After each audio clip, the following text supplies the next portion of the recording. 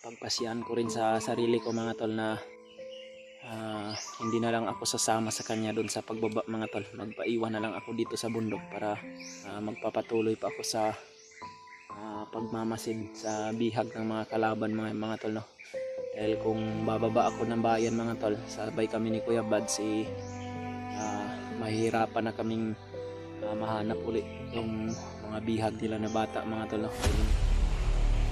Bitag ito ng mga kalaban mga tol. Delikado kung makadaan ako banda dyan.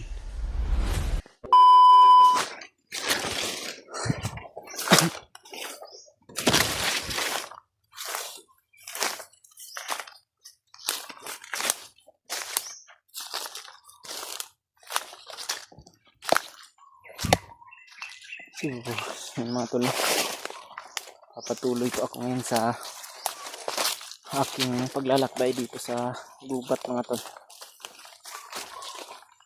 At magtaka po kayo mga tol kung mag-isa po ako ngayon sapagkat napagdesisyonan po namin ni Kuya Bads mga tol na kailangan na bumaba niya muna ng bayan mga tol no? Dahil wala na talaga kaming pagkain dito sa bundok at plano niya rin talaga mga tol na bababa siya ng bayan mga tol sapagkat malapit na po kasi yung kaarawan ng kanyang asawa mga tol no? Kaya napagpasyahan ko rin sa sarili ko mga tol na hindi na lang ako sasama sa kanya doon sa pagbaba mga tol. Magpaiwan na lang ako dito sa bundok para hindi kami mawala o walang kuan mga tol. Magpapatuloy pa ako sa pagmamasid sa bihag ng mga kalaban mga tol no. Dahil kung bababa ako ng bayan mga tol, sabay kami ni Kuya Bads mahihirapan na kaming mahanap ulit yung mga bihag nila na bata mga tol no? Dahil hindi na namin alam kung saan na nila naman ito dadalhin. Kaya hindi man namin naligtas sa ngayon mga tol, at least andito pa rin ako, nagpaiwan ako mga tol nang malaman ko rin kung ano na yung sitwasyon ng bihag. Dahil palipat-lipat talaga sila ng location mga tol. At hindi namin masyado malapitan ni Kuya Bads mga tol sapagkat delikado yung buhay ng bata mga tol kung padalos-dalos kami ni Kuya Bads mga tol no? Kaya planuhan ni Kuya Bads na bababa siya mga tol dahil wala na po talaga kaming pagkain dito sa bundok mga tol no? May naiwan kaming kunti na lang masyado mga tol at andito sa bag ko, kaya ito na lang muna yung pagtsatsagaan ko mga tol. Huwag po kayong mag-alala mga tol sapagkat mag-iingat po ako palagi dito mga tol sa bundok. At kung magkakaroon man ako ng pagkakataon na kakayanin kong iligtas yung bata ay ililigtas ko mga tol no. Dahil delikado din kung magtatagal yung bata dito sa bundok. Pumunta lang ako muna saglit dito banda mga tol para mag-video ako para may update din sa akin si Kuya Bads o yung iba kong kasamahan. Nandun po sa bandang unahan mga tol yung bihag bata mga tol no? At medyo marami sila doon mga tol, kaya umatras muna ako saglit dito. At narinig ko naman sa mga usapan nila mga tol na hindi pa sila aalis dito. At bago lang po kaming nakarating sa location na ito mga tol no? At si Kuya Bads naman mga tol ay kahapon ng hapon po siya bumaba. Hindi ko alam kung saan na siya ngayon, o nasa patag na ba siya ngayon, o andito pa ba siya sa bundok. Dahil sabi ko rin sa kanya na mag-iingat rin siya mga tol dahil marami ding mga kalaban na nanggaling sa baba na umaakyat dito sa bundok at mayroon ding bumababa, baka makita siya. Kailangan talaga na may magsakripisyo sa amin mga tol no? At ako na lang po din yung nagpaiwan dahil inintindi ko na rin po yung sitwasyon ni Kuya Bads mga tol na malapit na yung kaarawan ng kanyang asawa. Mag-birthday po yung asawa niya mga tol no? Yung si Ate Chrissy Marites ngayong June 24.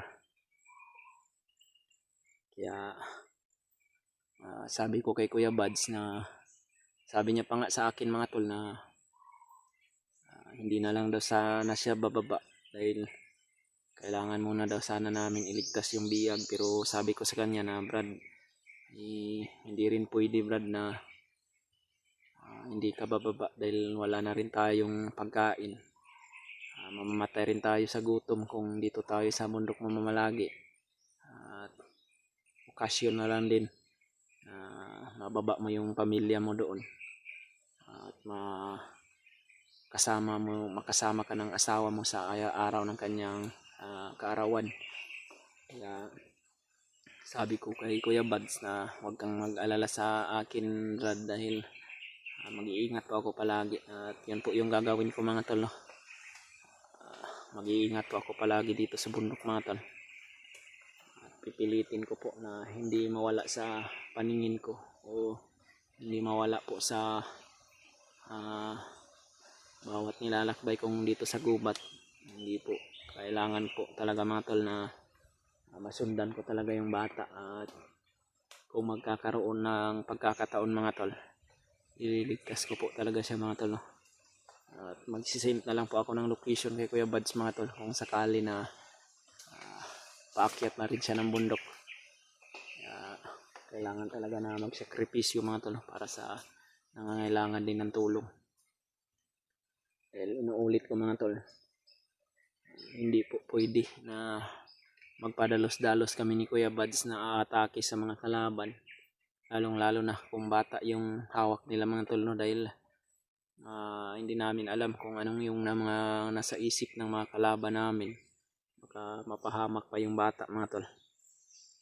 Sayang din yung kinabukasan ng bata. Kaya sa pagkakaalam ko mga tol na hindi lang isang bata o dalawa, parang marami yata yung mga kidnapper na dinadalang bata dito sa bundok mga tol dahil sa binibinta po nila sa mga commander dito na si Commander Bagnot. At sa katunayan yan mga tol, no, yung bata ay ang unang maghahawak niyan mga tol si Commander Adrian.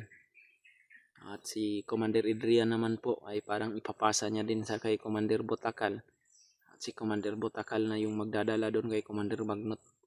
Parang ganyan po yung sistema nila mga tol, base po sa mga narinig ko na mga pag-uusap ng mga bandido. Yan po yung mga impormasyon natin ngayon mga tol na nasagap sa mga kalaban.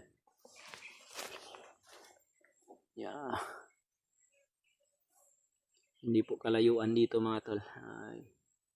Mayroon po silang isang kampo ng mga bandido mga tol, no? O yung ginagamit nilang pasilungan ay trapal mga tol, yung parang tent lamang. Hindi rin po sila magtatagal dyan, ay lilipat na naman yan sila ng ibang location. Kaya marami pong nakaharang mga tol. Bago po ako makarating doon sa kampo na iyon ay makakadaan pa ako ng maraming bandido na nakapalibot sa pinagpapahingaan nila mga tol. Kaya hindi rin ako pwede basta-basta napapasok lang doon mga tol na magpadalos-dalos ako. Kaya lagi po ako nag-iingat mga tol. Pakishare na lang itong video na to mga tol sa mga kasamaan ko, lalong-lalo na kay Kuya Buds mga tol, na sana makita niya po itong video na ito, na para makita niya rin kung ano po yung sitwasyon ko ngayon. Yan mga tol, may mga monitoring na naman na uwak laging sumusunod sa akin. Huwag po kayong mag-alala mga tol kung nagbibideo po ako, dahil ito pong ginagawa ko mga tol ay para update lang din po ito sa mga kasamahan ko at sa inyo rin mga tol na nanonood lagi ng aming mga video. Bihira lang po tayo makapagpalabas ng mga video mga tol sapagkat mahina yung signal sa location namin ngayon. Hindi ko alam kung si Kuya Buds mga tol ay nakarating na ba yun siya sa bayan, pero sa pagkakaalam ko siguro mga tol, kung hindi siya naharang ng mga kalaban o wala siyang mga kalaban na makasagupa, baka nakarating na yun siya doon sa kalsada na target niyang puntahan mga tol, no? Sana po mga tol, ipagdasalin po natin si Kuya Buds na makauwi siya ng ligtas, at sana po makabalik din siya sa mas lalong madaling panahon para matulungan niya rin ako mga tol, no? Dahil hindi po ako pwedeng bababa mga tol na makisabay ako kay Kuya Bad sapagkat buhay po ng bihag ay medyo mas delikado mga tol, no? Dahil kung inuulit ko po itong sasabihin mga tol, dahil kung kaming dalawa ni Kuya Bads ang bababa mga tol, wala na pong kaming balita kung saan po yung dinala nila yung bihag. Kaya nagpaiwan ako dito mga tol. Sana po hindi nyo naman po sana kami ibas ni Kuya Bads na sana sumama din po ako. Dahil ako po talaga yung nag-offer kay Kuya Bads mga tol na magpaiwan ako para hindi mailayo sa akin yung bihag, at sa pagbalik niya mga tol ay mayroon akong ma-send na location sa kanya at alam niya na po kung saan kami pupuntahan para matulungan din po natin yung bihag mga tol.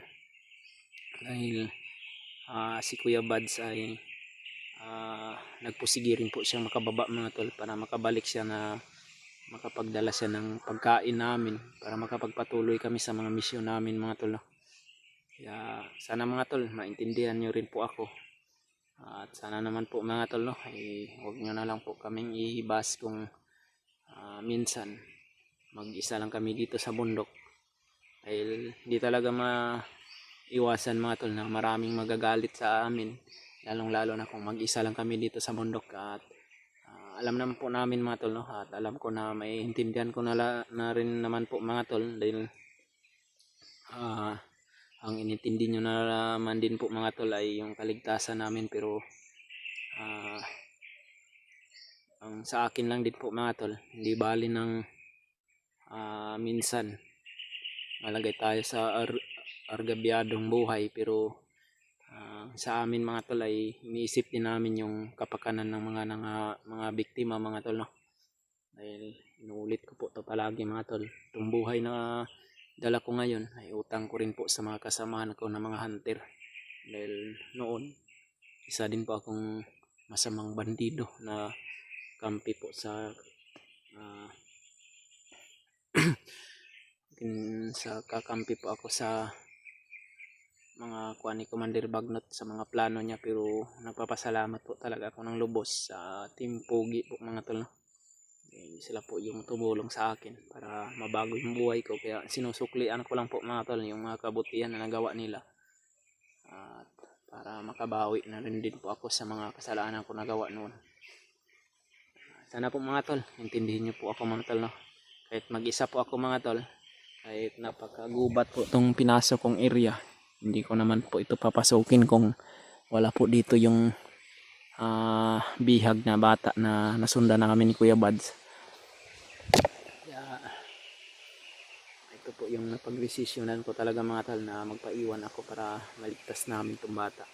Sana po mga tol, no, pagdasal nyo rin po ako dito. At kung may pagkakataon mga tol, ililigtas ko po talaga yung bihag, at magpapatulong na lang din po ako sa mga kasamahan ko kung sakali. Dahil alam ko mga tol na parang nakababa na po silang lahat mga tol, no? Kung sakaling makarating na din si Kuya Bads doon sa bayan, baka ako na lang din po yung mag-isa dito sa bundok. Kaya hindi ko po talaga kakalimutan mga tol na magdasal, at mag-iingat po ako palagi mga tol.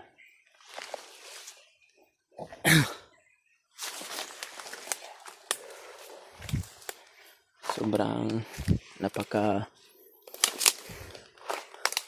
sukal tong gubat na napasok ko mga tol.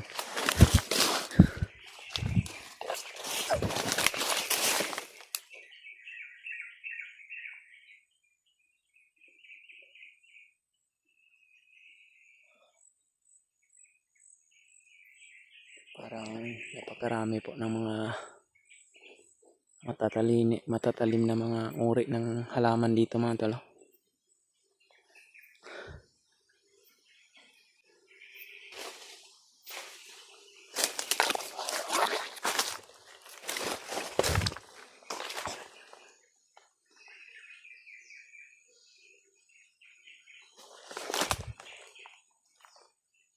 Para yata may mga bitag dyan mga tol.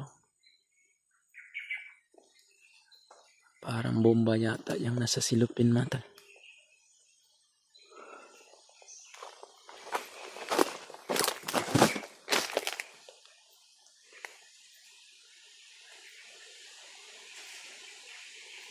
Bitag ito ng mga kalaban mga tol.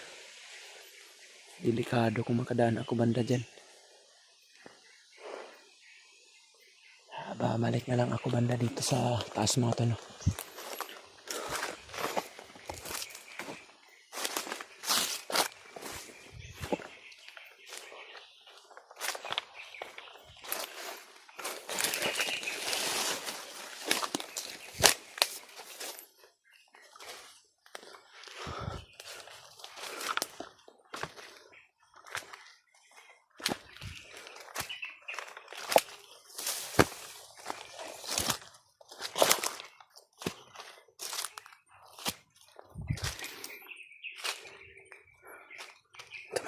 May daanan dito mga tol. Ganun banda yung mga kampo nila ngayon na ginagawa mga tol. At iikot na lang siguro ako para hindi nila ako makita dahil dyan sa baba mga tol ay may mga patibong at may mga bantay rin.